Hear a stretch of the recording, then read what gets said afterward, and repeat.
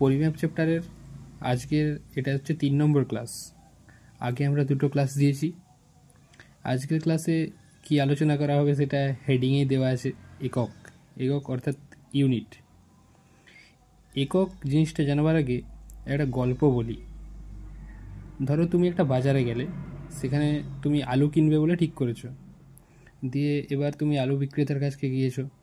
সেখানে গিয়ে তুমি বললে যে কাকু আমাকে 3 আলু দাও। 3 আলু। এবারে সেও তো অবাক, 3 আলু আবার জিনিসটা কি? তুমি 3 গ্রাম নেবে নাকি 3 কেজি নেবে না 3 কুইন্টাল নেবে? এটাই হচ্ছে তার মনে প্রশ্ন জেগেছে। দিয়ে এবারে সে তোমাকে বলল যে তুমি কি পরিমাণ আলু নেবে, 3 গ্রাম না 3 কেজি না 3 কুইন্টাল? তখন তুমি বললে আমি 3 কেজি আলু নেব, ঠিক আছে। এবারে তখন সে বুঝতে পারলো ভালোভাবে, যে তারপর তোমাকে 3 কেজি দিল। এখানে তুমি যখন 3 বললে, তোমার কিন্তু কথাটা স্পষ্ট বোঝা যায়নি, কারণ তুমি এখানে 3 কীরকম পরিমাণ নেবে সেটা পরিমাণটা বোঝানো যাচ্ছিল না। যখন 3 কেজি বললে তখন হচ্ছে তোমার পরিমাণটা ঠিকঠাক বোঝা গেল। এখানে যে কেজি ইউজ করলে না, এটা হচ্ছে অ্যাকচুয়ালি একক। এককটা কিসের একক? ভরের একক, কেজি। আমরা আগের ক্লাসে জেনেছি যে আলুর ভর হলো একটা ভৌত রাশি। আলুর ভর কেন, ভরটাই ভৌত রাশি। তাহলে ভৌত রাশির পরিমাণ বোঝানোর জন্য তুমি যে 3 বললে, শুধু এই 3টা তো মান, শুধু মানটা বললেই হবে না, তার সঙ্গে এককটারও বলতে হবে, ঠিক আছে। এককটাও জরুরি আছে। এবারে আমরা এককের ডেফিনেশন জানবো আস্তে আস্তে। আমি লিখেছি আলুর ভর সমান 3 কেজি। এই যে আলুর ভর, এটা হচ্ছে আমরা জানি ভৌত রাশি বা physical quantity, PQ, physical quantity. আর এই যে 3 আর কেজি, আমরা একটু আগে বললাম কেজিটা হচ্ছে ইউনিট। ইউনিট। আর 3টা তাহলে কি? 3টাকে কি বলা হয়? নিউমেরিক্যাল বা সংখ্যামান। নিউমেরিক্যাল বা সংখ্যামান। তাহলে এখানে আমরা কি দেখতে পেলাম, যে কোনো ফিজিক্যাল কোয়ান্টিটি বা পদার্থের পরিমাণ বোঝাতে আমাদের কি কি লাগছে? একটা সংখ্যা মান লাগছে আর একটা ইউনিট লাগছে। এবারে এখান থেকে একটা সূত্রের মতো করা যায়, যেটা আমি করছি এখন। আমি উপরের জিনিসটাই লিখেছি, একটু মডিফাই করে লিখেছি, ঠিক আছে। যে কোনো ভৌত রাশির পরিমাণ সমান সংখ্যা মান ইন্টু একক। এটা হচ্ছে একটা সমীকরণ বলতে পারো। এই চ্যাপ্টারের প্রথম সমীকরণ হচ্ছে এটা। এবারে নেক্সট টপিকে আমরা আসি, যে এককের সংজ্ঞা। এককের সংজ্ঞাটা আমি এখানে লিখেছি, একটু বড় সংজ্ঞাটা, কিন্তু এই সংজ্ঞাটি খুব ইম্পর্টেন্ট পরীক্ষায় পড়ার জন্য। কি লিখেছি? কোনো ভৌত রাশির পরিমাপের ক্ষেত্রে একটি নির্দিষ্ট ও সুবিধাজনক পরিমাণকে প্রমাণ ধরে তুলনামূলকভাবে ওই ভৌত রাশিটি পরিমাপ করা হয়। ওই নির্দিষ্ট পরিমাণকে ওই ভৌত রাশির একক বলে। এবারে সংজ্ঞাটি তো একটুও মাথায় ঢুকলো না, বুঝতে পারছি, তার জন্য ডেফিনেশনটা ক্লিয়ার করে দিচ্ছি, ঠিক আছে। এখানে বলেছে কোনো ভৌত রাশির পরিমাপের ক্ষেত্রে, আমরা অবভিয়াসলি ভৌত রাশির পরিমাপ করব, যেগুলোকে পরিমাপ করা যায়। একটি নির্দিষ্ট বলতে কি, যখন ধরো একক আবিষ্কার করা হয়, তখন বেশ কয়েকজন বিজ্ঞানী মিলে একক আবিষ্কার করবে। এবারে তারা সবাই মিলে মত আদান প্রদানের মাধ্যমে সহমত হলো যে এই পরিমাণ ডিস্টেন্সটাকে তারা 1 সেমি ধরবে, এটাকে তারা 1 সেমি ধরবে। এবার সবাই মিলে ঠিক হলো যে এটাকে 1 সেমি ধরা হবে। ওই যে সবাই মিলে ঠিক করা হলো, ওটাই হচ্ছে নির্দিষ্ট, মানে নির্দিষ্ট পরিমাণ। এই যে পরিমাণটাকে নির্দিষ্ট ঠিক করলো, এই পরিমাণটাকে, এটা হচ্ছে নির্দিষ্ট। আর নির্দিষ্ট মানে যেটা সব জায়গায় সমান হবে, মানে এটা ইন্ডিয়াতেও যে পরিমাণটা হবে, আমেরিকাতে গেলেও সেই পরিমাণটাই হবে, এটাই 1 সেমি হবে। তাহলে এটা হচ্ছে সব বোঝা গেল।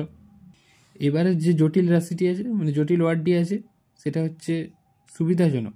সুবিধাজনক মানে কি, যে আমরা তো কি ধরি যে 100 সেমি সমান 1 মিটার। এটাকে তো 67 সেমি সমান 1 মিটারও ধরা যেতে পারে। 1 মিটার এটা কেন ধরলো না? 100 সেমি ধরলে কি হবে, হিসাবের ক্ষেত্রে সুবিধা হবে। আর 67 সেমি ধরলে এটা হচ্ছে হিসাবের ক্ষেত্রে একটু অসুবিধা হবে। তাই এখানে সুবিধাজনক মানটাকেই নেওয়া হয়েছে, অর্থাৎ 100 সেমি সমান 1 মিটার নেওয়া হয়েছে। এবারে পরের আমরা আসছি সংজ্ঞাতে। পরিমাণকে প্রমাণ ধরে।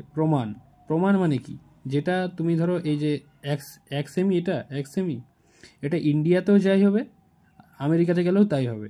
এটা হচ্ছে প্রমাণ, মানে এই মানটা সব জায়গায় সমান, নির্দিষ্ট, সুনির্দিষ্ট বা প্রমাণ, ঠিক আছে, প্রমাণ ধরা হচ্ছে।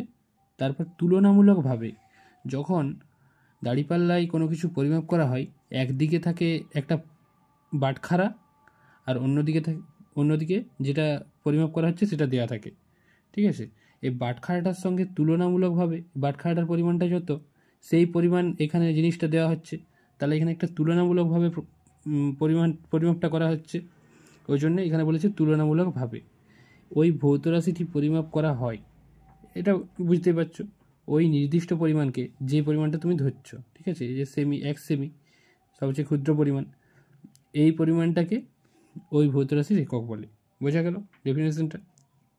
আরেকবার ভালো করে বলে দিচ্ছি, যে আমরা কোনো একটা ভৌত রাশিকে পরিমাপ করব, তার জন্য একটা নির্দিষ্ট, মানে যেটা সব জায়গায় সমান হবে এবং সুবিধাজনক পরিমাণ, মানে যেটা ধরার ক্ষেত্রে আমাদের সুবিধা হবে। এই যে উদাহরণ দিয়ে দিচ্ছি 100 সেমি, 760 সেমি, এটা সুবিধাজনক পরিমাপকে, মানে একটা ওই পরিমাপ যেটাকে প্রমাণ ধরতে হবে, মানে এটা তুমি একরকম ধরলে আমি একরকম ধরলাম, এটা হলে হবে না, এটা সবাইকে সমান ধরতে হবে বা প্রমাণ ধরতে হবে। ওটাকে তুলনামূলকভাবে ওই রাশিটা পরিমাপ করা হয়, ওটাকে রাশির একক বলা হচ্ছে, ঠিক আছে, ওই পরিমাণকে ওই রাশির একক বলে। তাহলে একক তো আমাদের কাছে ক্লিয়ার। এবারে উপরে একটা জিনিস দেখো লিখে রেখেছি, সংখ্যামান। সংখ্যামান জিনিসটা আমাদেরকে কি সেটা জানতে হবে। সংখ্যামান জিনিসটা কি? সংখ্যামানের ডেফিনেশনটা আমি লিখেছি, যে কোনো ভৌত রাশির পরিমাপের ক্ষেত্রে, এটা কমন পয়েন্ট, ঠিক আছে, এককের সংজ্ঞাও দিয়েছি, এটাও দিয়েছি, প্রদত্ত রাশিটি প্রমাণ মানের যত গুণ তাকে সংখ্যামান বলে। এবারে একটু এক্সাম্পল দিয়ে বোঝাচ্ছি। ধরো তুমি ধরলে 3 মিটার, 3 মিটার, এটাকে কি বলা যেতে পারে? 3 মিটার ইন্টু 1 মিটার। এই যে 1 মিটারটা সবচেয়ে ন্যূনতম মান বলে দিয়েছিলাম আগে, এটাকে প্রমাণ ধরা হয়েছে, এটাকে সব প্রমাণ ধরা হয়েছিল। এই যে এই প্রমাণ মানটার থেকে এই 3 মিটারটা যত গুণ, 3 গুণ, এটাকেই বলা হচ্ছে সংখ্যামান। বোঝা গেল? প্রমাণ মানের থেকে ওই জিনিসটা যত গুণ হবে তাকেই বলা হচ্ছে সংখ্যামান, ওই মানটাকেই। ধরো তুমি ধরলে 5 কেজি, 5 কেজি, এবারে 5 কেজির প্রমাণ মানটা কি? 1 কেজি। 1 কেজি ইন্টু 5, কত গুণ? 5 গুণ। এই 5 গুণ, 5টা হচ্ছে সংখ্যামান। এটাও তুমি এটাও বলতে পারো যে 3 কেজি, 3 আর কেজি, একটা আমি লিখবো নি, ঠিক আছে, এই যে এটা একক হয়ে যাচ্ছে, আর এটা যেটা আছে সেটা সংখ্যামান, এককের সঙ্গে এটা গুণ আছে, অর্থাৎ এটা সংখ্যামান। এরপর আমরা যেটা জানবো, যে এককের প্রয়োজনীয়তা। একক আমাদের কি দরকার, কি জন্য দরকার, সেটাই এবার আমরা দেখছি। যে প্রথম পয়েন্টে আমরা কি বলেছি, কোনো রাশির সুস্পষ্ট পরিমাণ বোঝানোর ক্ষেত্রে একক ব্যবহার করা বাঞ্ছনীয়। মানে তুমি ধরো কোনো রাশি, এই যে দোকানের উদাহরণটা দিয়েছিলাম, যে 3 আলু, 3 আলু বলে কোনো কিছু হয় না, যখন বলবে 3 কেজি আলু তখন পরিমাণটা ঠিকঠাক বোঝানো যাচ্ছে, এখানে একক দরকার হচ্ছে। দ্বিতীয় পয়েন্টে কি আছে, যে একই রাশির বিভিন্ন পরিমাপের সঙ্গে সম্পর্ক স্থাপন করার ক্ষেত্রে এককের প্রয়োজন। দেখো এখানে উদাহরণটাও আমি লিখে দিয়েছি, ঠিক আছে, যেমন 1 কিমি এবং 50 মিটার দুটি দৈর্ঘ্যের একক, কিন্তু 1 কিমি দৈর্ঘ্যটি বেশি এবং 50 মিটার দৈর্ঘ্যটি কম, এটাই বোঝানো হবে এককের দ্বারা। আবার থার্ড পয়েন্টে যেটা আছে, যে কোনো ভৌত রাশির স্বতন্ত্রতা একক দ্বারা বোঝানো সম্ভব, ঠিক আছে। এটা কীরকম জিনিসটা, ধরো কেউ বলল দৈর্ঘ্য, কেউ বলল প্রস্থ, আবার কেউ বলল উচ্চতা, তিনটা কিন্তু আলাদা আলাদা জিনিস, অথচ শোনাচ্ছে কথাই আলাদা, কিন্তু অ্যাকচুয়ালি তিনটা জিনিসই একই বলতে গেলে। তিনটারই একক হচ্ছে মিটার, সেমি। কেউ তো বললো দৈর্ঘ্য, কেউ প্রস্থ, কেউ উচ্চতা, এই তিনটাই কিন্তু আলাদা নয়, এই তিনটা কিন্তু আলাদা নয়, ঠিক আছে। ওই তিনটা আলাদা নয়, সেটা কী দ্বারা প্রকাশ করা হয়, সেটা একক দ্বারা। এই যে মিটার একক, তিনটারই একক মিটার, তিনটারই একক হচ্ছে সেমি, অর্থাৎ দৈর্ঘ্য আর প্রস্থ, উচ্চতা তিনটি অনুরূপ রাশি। এটা বোঝানো গেল এককের সাহায্যে। এটাই লেখা হয়েছে যে ভৌত রাশির স্বতন্ত্রতা একক দ্বারা বোঝানো হয়। স্বতন্ত্রতা মানে কি? আলাদা। দৈর্ঘ্য ও প্রস্থ, এটা দুটো কিন্তু আলাদা নয়, ঠিক আছে। আলাদা হলে একক আলাদা হতো, তাহলে বোঝানো যেত। যদি তোমাকে কেউ বলে ভর আর দৈর্ঘ্য দুটো কি একই? দুটো আলাদা, কারণ ভরের একক গ্রাম কেজি, দৈর্ঘ্যের একক মিটার সেমি। এ দুটো একক দ্বারা আলাদা বোঝানো যাচ্ছে।